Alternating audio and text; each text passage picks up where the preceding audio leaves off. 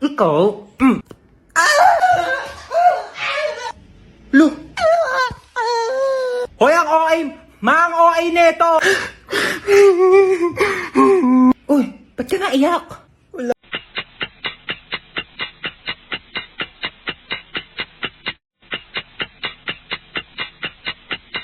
Lang, feeling ko kasi ang pangit ko. Uy, ano ka ba? Huwag mo isipin pangit ka, okay? Oo, pangit ka. Pero wag mo isipin, okay? Doon ka nga! Pal ka talaga eh.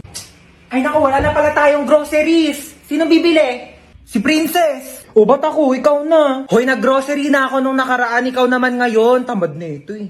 Pag di ka bumili, isusumbong ko kay mama na narinig kita nagmumura.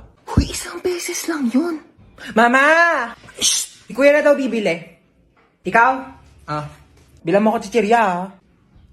Ma, ito na po yung groceries. Sige na, lapag mo lang doon. Oh, nabili mo ba yung pinapabili ko? Oo, syempre di ko kinalimutan yung sa'yo. Ito oh.